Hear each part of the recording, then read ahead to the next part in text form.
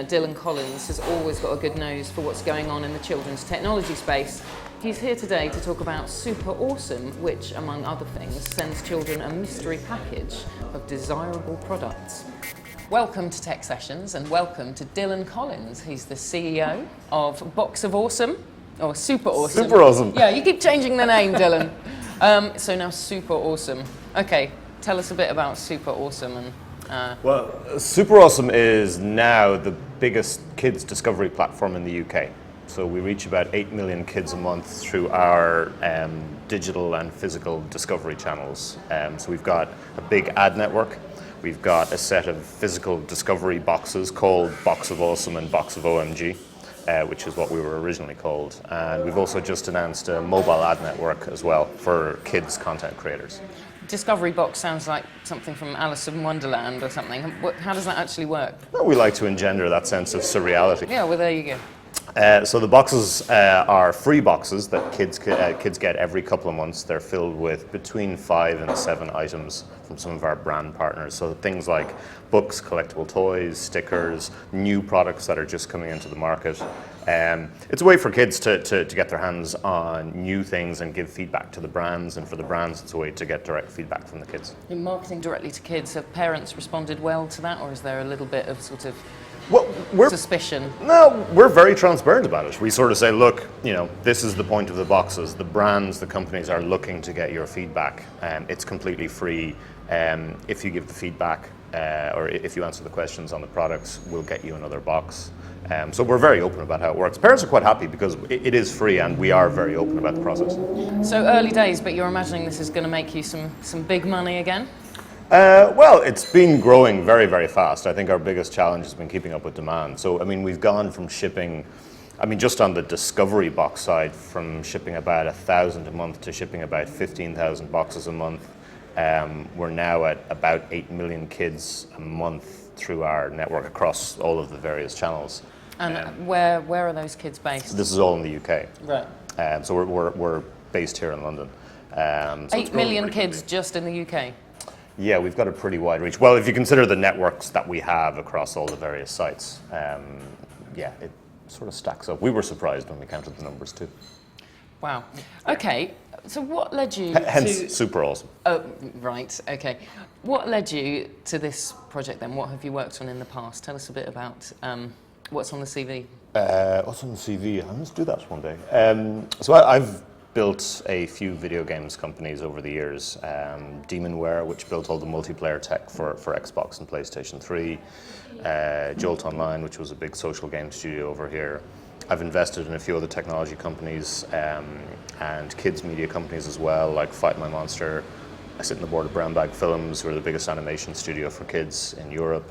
And more and more we've started to see that discovery is a real problem for all the brands, big ones and small ones. There's so much content out there now that trying to actually break through, whether you're one of the biggest kids brands in the world or one of the smallest, is really, really difficult. There's less and less physical retail out there as well. So the reason SuperAwesome came about was to try and solve this problem for a lot of those companies in the space. And I think this generation of kids is very, very, very different from anything we've ever seen. They're on multiple platforms. They're super fragmented. So we decided to build a company that would match exactly where they are to try and make all of that marketing easier and safer and more effective for everyone involved.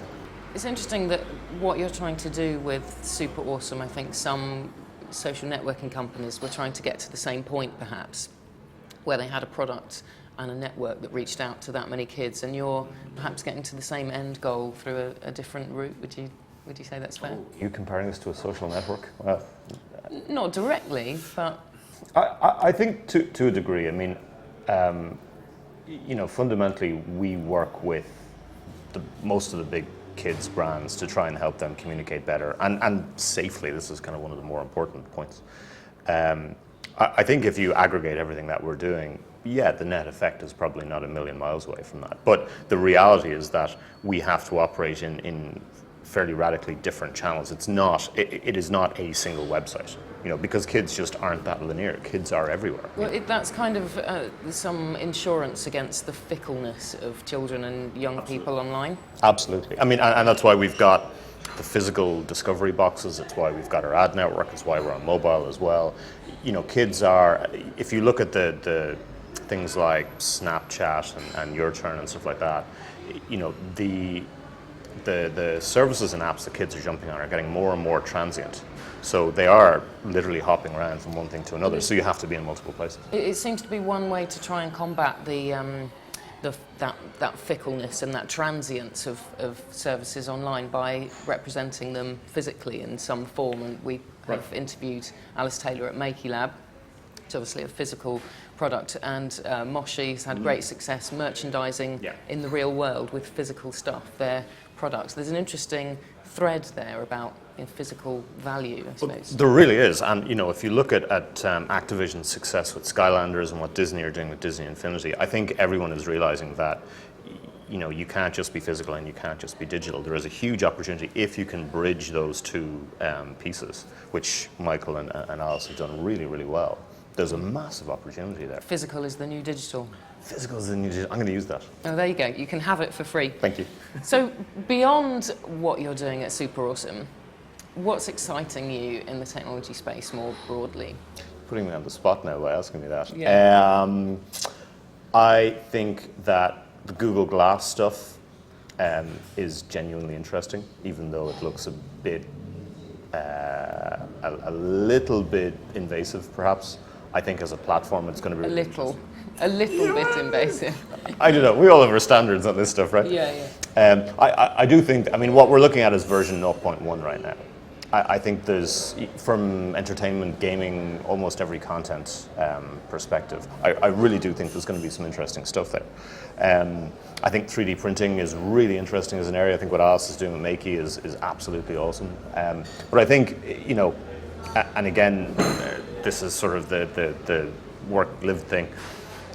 I'm intrigued by everything that kids are doing. I'm intrigued by what pieces of software kids themselves are building.